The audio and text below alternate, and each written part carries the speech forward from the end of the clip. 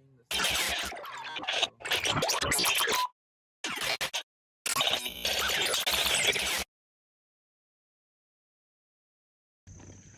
Hey, what is going on, guys? So I'm back. I never thought I was gonna be back. I thought ever since I uploaded that last video that that channel was done for. But there has been a lot going on. So in this little mini documentary or story time, whatever you guys want to call it, I'm just gonna explain to you everything that's been going on from the last video that I uploaded to when I uploaded this video. So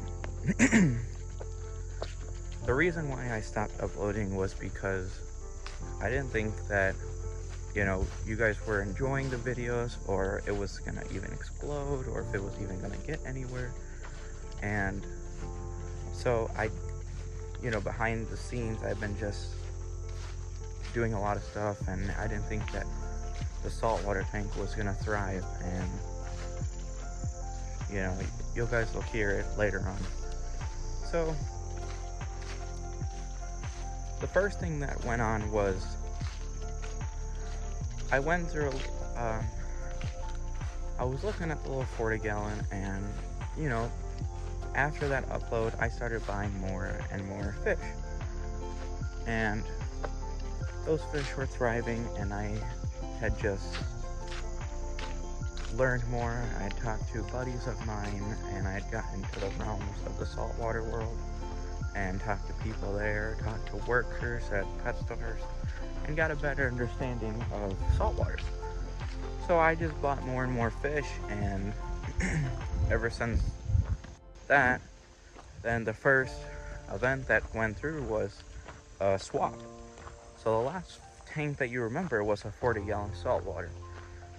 Now they're in a 75 gallon saltwater.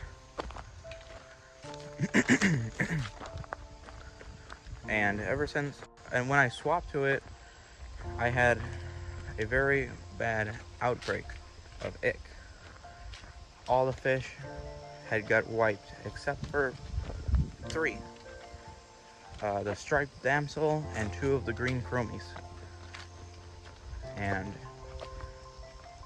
let me tell you, it was horrible. And trying to treat that big of a tank was no joke, nor was it very cheap. And so I had treated that, and I had let it sit for a month or 2, and then I went out and started buying fish for it. Well, a fish that you'll later on see throughout this video, we picked up a baby Flamingi tank and a raccoon butterfly, and the Ichthys. I had gotten an Ichthys. That's what had caused my outbreak. I didn't do too much homework and realized that you're supposed to quarantine, and that was my fault. I realized that afterwards, and then that's when the ick outbreak happened and killed everything minus those 3 fish. So then after all that, we got raccoon butterfly, then we picked up a Flamingi tang and a few other angels, but everything just didn't survive, minus the Flamingi tang. And you'll see the growth process again in this video.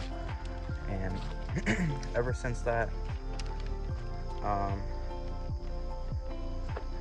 so then after that big event, then the predatory tank that you all know with all the little mini monsters had gotten gravel. I decided to put gravel because I was tired of the bare bottom. And once I put the gravel in there, it looked 10 times better. And throughout the time, I put clams and stuff in it. They took it over. They tore them apart, like, you know, expected to. But you know, I thought it would look nice. And then we had started getting fish, like real fish, for the predatory tank. I know we just had cichlids and Oscars, but we actually got a tiger shovelnose. I think we got him when he was about 2 inches, 2.5 inches. He is a beast now. You'll see him later on. We had also picked up a red tail. So I'm not gonna hide anything from you guys. We're all, we all fish keepers. We all made mistakes. So I have went through, I think like 4 red tails. The first one I bought ended up having a swim bladder disease, and the second one passed away because I didn't keep track on the water parameters. I let that get out of hand by accident. Another reason why I haven't uploaded was there was just so much going on, and so much financially going on, and mentally, and time consumption. There just wasn't, like, that's another reason why I quit, because I realized that if I wasn't growing as fast as I thought I was, that it would be worthless to do. So after we got the second red tail. I got him at like 2 inches or 3 inches. He grew to a foot, then sadly passed away. And then I had gotten a few more red tails. So then I decided to take on fishing, and I had went fishing and I had caught some bluegill, and I thought those would be a neat addition to the tank. I mean, big fish, predatory type of attitude. So I picked up I caught 3 of them, and the one was beating up on the other bluegill, territorial issues. So I let him go. I set him back. It's a good thing I caught it out here, so I could just release it out here. And so then I ended up releasing him and kept the 2. And then on one of my other fishing trips, I had, and I don't know the exact dates, I do apologize, but I'm just giving you the storyline of what's been going on so far. So then after my 3rd or 4th fishing trip of the year, after catching those bluegill, I had caught a American bullfrog, which goes by the name Bubbles. And that's another thing too that I just wasn't expecting to do. I thought I was just gonna catch it and look at it for the year and then let it go. But nope, we ended up keeping that, and I don't regret any of it. That damn frog is so cool. It's a nice big one too. And so after we got him, I think my fishing trip, 2 fishing trips after that one, I had went and caught a pumpkin seed fish. It's a variant of bluegill. And so after I had caught that, I brought it home and did that. The bullfrog, keep in mind, was in the 40-gallon where the saltwater fish were. That tank was stripped and clean. So I just had like an inch of water and a little rock, and that was his temporary home. Hence, I didn't think I was going to keep him for that long. So then I got some inspiration and built him a decently looking enclosure, but wasn't too happy about that one. And that one stayed for about a month or 2. Then I had went out to the store and bought a tub and filled it with rocks and sand and eco earth and wood chips. And so after that, that was his final tank. And then I had gotten a arowana. I went through 2 of those, and then I just could not keep those alive. I think the pet store that sold me them was selling me sick ones, because I was looking at healthy ones on the internet and looking at all the ones I bought, and the ones that I've had just looked malnourished. So I just stopped buying arowanas after that. And so because the first one I found out that they need live food, so I need a place to keep the live feeders that I've that I've gotten. And so it started off in a 5-gallon tank. After that 5-gallon tank, I eventually moved them to a 10-gallon because the 5-gallon was starting to crack. And then that one got rocks because I couldn't stay on the bare bottom. And that was just the feeders. Well, after the second arowana had passed away, I'm like, what am I going to do with these goldfish? Well, I was thinking of feeding them or growing them out and turning it into a community tank. So that's what had happened. So I had turned it into a community tank. I had, bought, it's like substrate for underwater plants. I forgot exactly what it was called, but I had picked that up and put that in with the gravel and mixed it in. So there's 2 variants of substrate. There's that, and then there's the gravel. So then after that,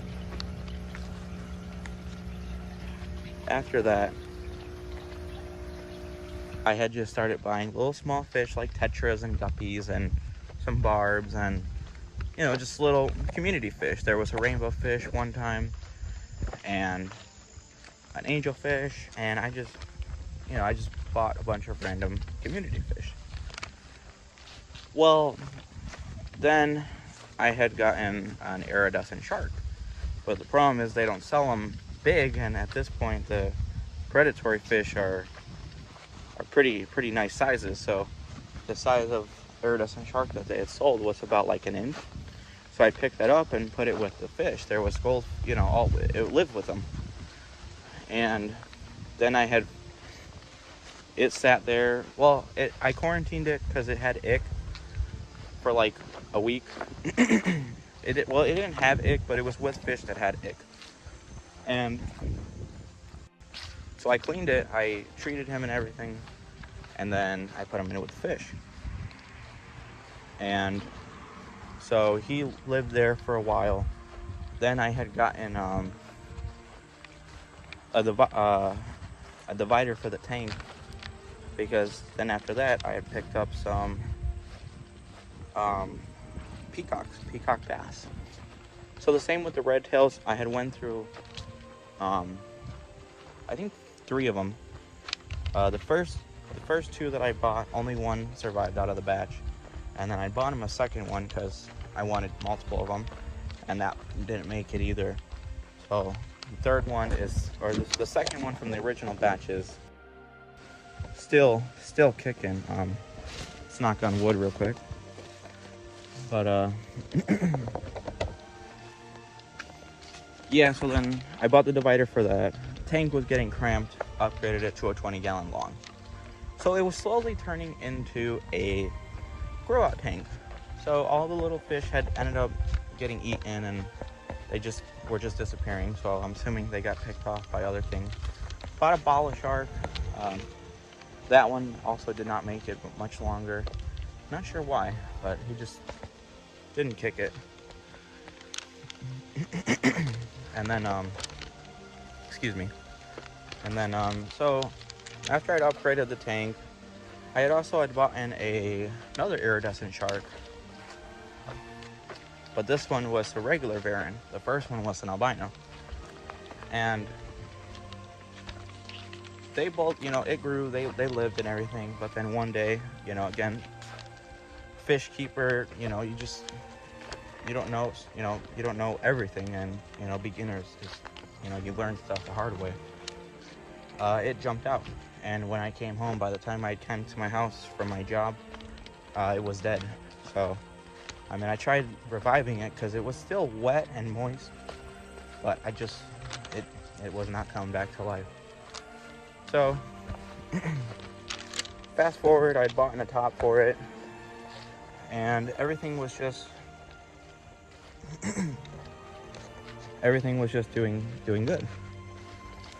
So fast forward after that, I had bought a swimming pool. It was 7 feet by 5 feet. I think it said it was like 420 gallons or 440 gallons or something like that. And so I had bought that because I had thought that the predatory tank was leaking because there was water coming out of it. So apparently it wasn't leaking, it was the filter that just kept breaking, which I had went through, because it also had a hang on the back filter. That's another thing that I added to it. And I went through like 4 or 5 hang on the backs. The container where the water is always would crack. I don't know why.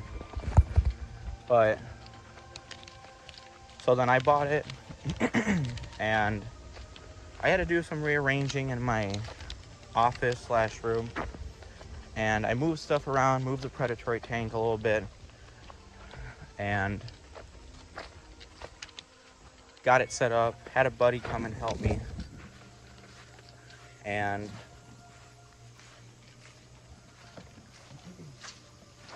we set it up. After I got it set it up, I think 2 days after, I filled it up with water. Then, after I filled it up with water, I let it sit for about, I think, 3 or maybe a month or a month and a half. And then I had bought in these little tiny fish. I think they were mollies. I had bought in a few mollies, and I threw them in there to see how they would do, because I wanted to see, before I put my nice fish in there, how they would react. So I put them in there, and they survived. They were thriving. I was amazed. I really was. And because I usually don't have luck with that. So they lived a really long time. And then after that, I had put sand. I had went to Menards, and I had bought in a few bags of play sand. I think I bought like 4 bags. It was a lot. And this was before I bought the fish. So then I bought the sandbags, I put it in there, and I also threw in a bunch of charcoal bags or carbon bags, one or the other, to get rid of any toxins in the water, since I had put clay sand in there. And I know you're not supposed to put clay sand, but I mean, I've seen a lot of people do it, and I mean, if you treat it and do everything right, it'll be fine. So I threw in a bunch of bags of carbon or charcoal. I think it's charcoal. And I had put a sponge filter in there.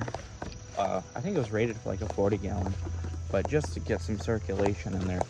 And I also had an air pump running too, for like 5 gallons. Again, stuff not rated for it, but just to get a little bit of circulation in there. So then after that, it took about a week or 2 to clear up, and then that's when I added the mollies. They lived in there for a while. Then I had got this brilliant idea. I had a guy that owns a fisherman's store come into my job one time and ask, hey, I can sell you some feeders, or not feeders, baits. And I'm like, what kind of baits do you got? He said shiners. So I bought in some shiners from him. He gave me a bunch of them. I put a handful in the pond, and the rest got fed to the monsters. So after that, you know, those shiners were thriving in there. I mean, there was a few that got picked off. And another fish that we had bought for the grow out tank was pacu. I had gotten a couple red belly pacu. They are massive now. When I got them, they were the size of a quarter. They are massive. And it was about 5 months later, from the start to adding the monster fish in the pond.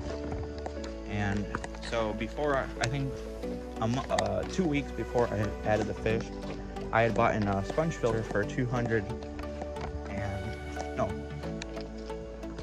I think it was like 300 gallons rated for. And then I had bought in an air pump that was rated for, I think 400 gallons. I don't think it is. The pressure's off, but it's keeping the fish well, so, you know, it's keeping enough oxygen in the water. So it must be enough. So then after that, I had put the the monsters in after getting them, you know, the equipment and everything. And after I had moved them in there, I did a little test because people said canister filters won't work if they're like 2 or 3 inches above the or under thing, because the length difference from the pool and the canister filter, I think is like 5 inches. It's not a lot. The water level is even lower.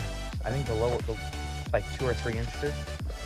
So, and a bunch of people said that it wasn't gonna work. So I, being curious, decided to check it out. And yeah, it worked. I mean, the canister filter is working. So right now, that pond has a air pump pumping out air into the sponge filter, and a little air film that it came with, plus the canister filter that is rated for like 50 gallons, but it cleans with those 2 filters. That water is always crystal clear. You know, even with them stirring it up, and it's still clear. I don't know how. But yeah, so after the fish got added to the pond, that's when, I mean, obviously they were skittish and everything, but then I really started to see their growth and just how they were acting. They seemed like they were happier. And I mean, some of the fish in there are rated for smaller aquariums, but I like to go above and beyond. I did want a 1,000-gallon one, but don't got the room for it. So then we did that, and it was like the fish looked a lot happier, and over time they've grown, and